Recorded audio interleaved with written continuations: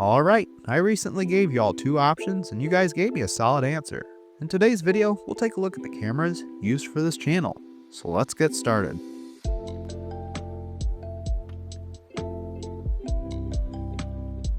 The first camera is the EOS Rebel T6, a fairly affordable DSLR camera that was released by Canon back in April of 2016.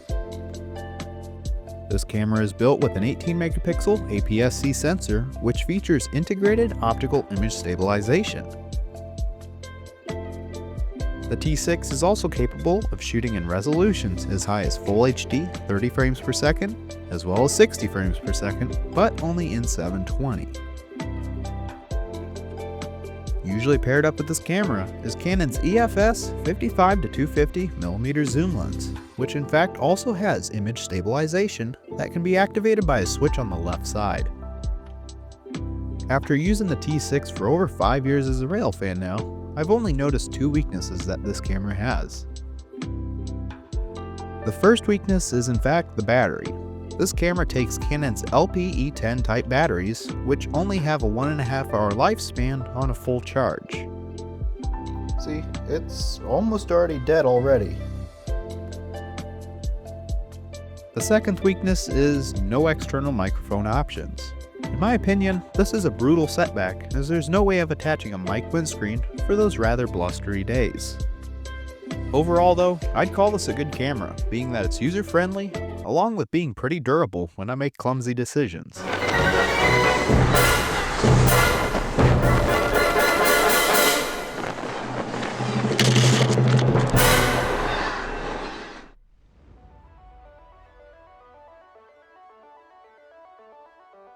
The next and more unique camera is the Osmo Pocket 2, a small and compact camera gimbal released by DJI back in November of 2020.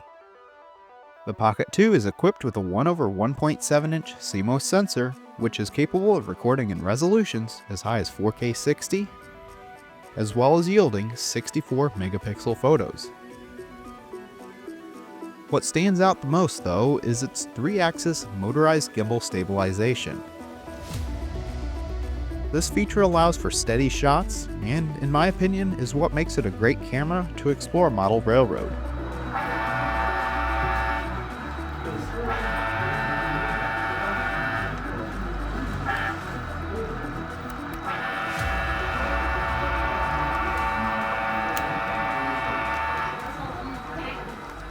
Now, for this camera, I've noticed 3 different downsides. Problem number 1 is an extremely small touchscreen. I've found this to be a bit of an issue when trying to navigate through the different features. Problem number 2 is uncontrollable motor vibration. I've found this to be quite annoying as the gimbal motors would just decide to malfunction, causing the video to look like you're underwater. And problem number 3 is occasional recording issues. This can either be the recording process stopping automatically, obviously when I don't want it to, or when the camera just doesn't record at all when the button is pressed. After having this camera for almost 2 years now, I can definitely say it's seen better days. Not that it's a bad camera, just let's say it has some problems.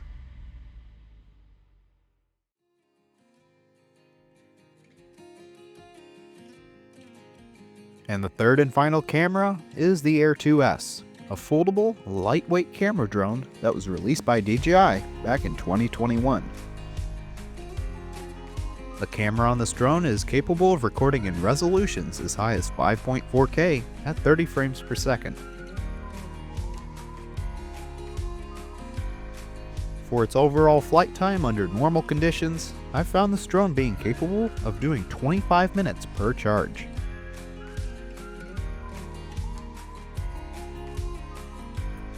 And on top of all that, this drone has built-in obstacle avoidance for both the front and rear, as well as the top and bottom. After having this drone for over 2 years now, I still haven't been able to find any weaknesses in its performance.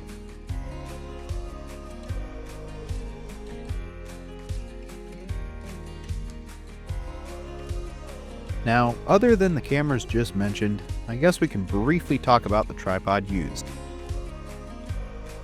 This is the newer TP74 two-stage aluminum tripod.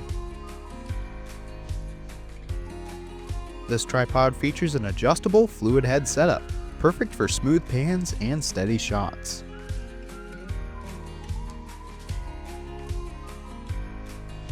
And yes, it's a very sturdy and well-built tripod, but occasionally I have to examine the leg locking mechanisms.